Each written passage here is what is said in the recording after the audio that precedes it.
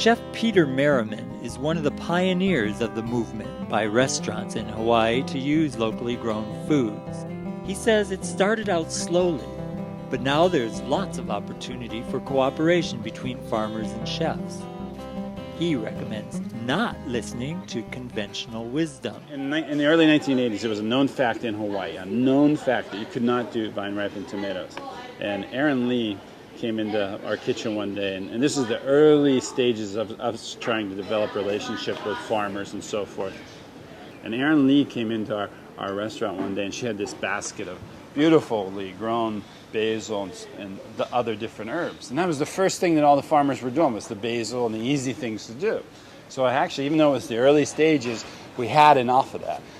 Well, I got in a discussion with Erin. It was obviously she was a very intelligent and capable woman. So I said to her, hey, you know what, Erin, I have enough basil. What about vine-ripened tomatoes? And 4 months later, she was standing in my kitchen with a basket full of vine-ripened tomatoes.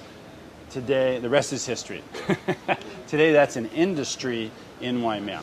And that is a tribute to Aaron Lee and all the farmers who are these pioneers, and they're not taking no for an answer, and they're figuring out ways to do things. What they're actually doing is they're figuring out how to say yes to the customers.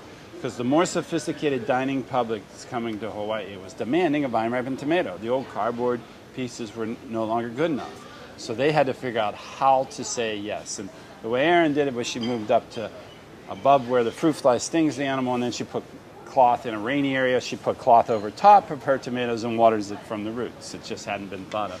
But it was very fortunate for many farmers in Waimea, because as the decline of the export flower business in Waimea, they were able to supplement that and add tomatoes. So we have a big industry now in Waimea of tomatoes. Real early days when Tane Data and the farmers in the Kealakekua Kua area were growing for us. So that's when we very first started doing things. And Tane organized these group of really small farmers that were all at different elevations. And he would bring me a seed catalog, and I'd go through it and I'd highlight things that we could use in the restaurant, that this is what our customers would want. He'd take this back and he'd say, okay, here's this crop and it grows well at this elevation, so I'll go ask this farmer to do this. And this is in this crop. And he would show which ones we could get in which elevation. He would organize it, get the guys at the right elevations in the right microclimate to grow it, and then bring it to us. And I think this is really important because it is, again, figuring out a way to connect directly to the consumer, to the tourist at that point, because we were servicing primarily tourists in the restaurants at that point. And that was really good too, because we were able to charge a premium. If you get out of the commodities market and do these real nice items, we as chefs are willing to pay more for a very impact item, a high impact item, something that guests is really going to impact the guest experience. So these small farmers could have their pounds per acre go up, just have small acres. The total pounds produced for every year was nothing compared to sugar, but the dollars start to get close because we pay so much more than we do for sugar. Well, we feel that the farmers are absolutely integral to our restaurant concept. Merriman's restaurant is nothing more than the final link in the agricultural chain. And we also feel that the products that are grown in Hawaii are superior to those grown anywhere else. It may be more expensive to grow things here, but what you do grow can taste much better. So that's what we encourage our farmers to do. And really our farmers are our stars. They're so important to us that we put their pictures on the wall. We honor every one of those people. We just think that they're the ones that make us successful. And with that, I encourage our farmers to think of not me as their customers, but the person sitting at the table in the dining room, the person who's having dinner as their customer. So if they can give our waiter a message, a story attached to their item that waiter can talk about at the table, then they're going to help sell more of that item. You could grow an ordinary everyday potato, but if that potato tastes great, and then you have the chef and the waiter come up and visit you on the farm, and that waiter can go and talk to the customer and say, oh, these potatoes were grown by Joe and Shirley, and it's on this farm, and it's over here, and tell them the whole story. That brings life. It makes a connection from the consumer to the farmer, and that's really adding a lot of value to that overall experience. So the point being that the diner is the customer for the farmer, not me, the chef. One of the big reasons that small restaurants like Merriman's are the leaders in using locally raised products is because we're nimble. We can adapt quickly. We can run out of something halfway through the night and change it, whereas a big hotel has a much more difficult time doing that.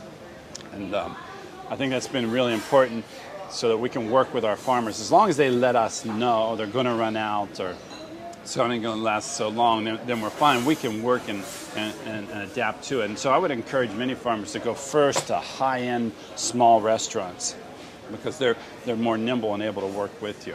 But sometimes even we blow it, and the farmer has to come to us and explain to us how to do it. And a good example of that is Chuck Borner at Ono Farms down in Kipahulu, who is growing all this wonderful organic fruit and organic coffee and a bunch of other things. But he actually came up to be on a radio show with me one time. He was a guest on the radio show.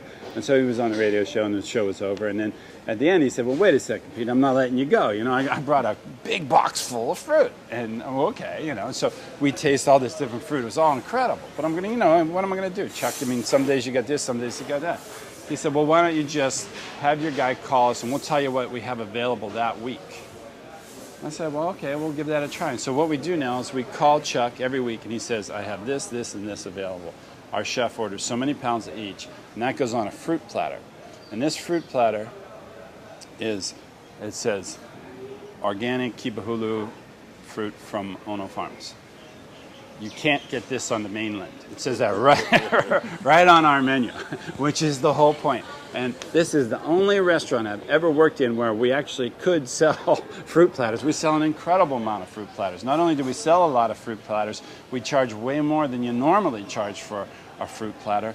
And our waiters are excited about selling a fruit platter because they're able to turn the customer on to an experience they can't get anywhere else. They've never had anywhere else before. That customer is going to go away excited because, wow, I had organic fruit grown down there by Hana, and it's really good stuff, and I'd never even seen some of those fruits before. The whole point of buying Hawaii is Hawaii. It's not the cost factor because land is so expensive, labor is so expensive in Hawaii. Everything grown in Hawaii costs more to grow and to buy, but everything grown in Hawaii can taste better. So the chef has to be willing to recognize that fact and be able to support that farmer. And one of the things that we've said from the very beginning is that we want our farmers to make money.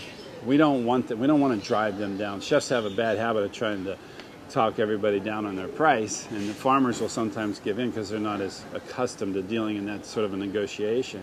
But what we'd prefer to do is go to a farmer and say, okay, give us a year-round price, and we'll just keep it fixed at that price year-round, and then we can work it into our formulas where we know how to make money at it, you make money at it, we're all better off. But when the price of the mainland competitor goes way underneath that, we still won't desert the farmer. We're going to continue to support the farmer because we want him there when the price of that mainland one goes way back up.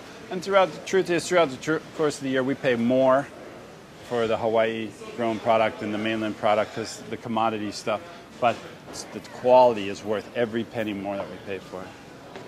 It's all about quality.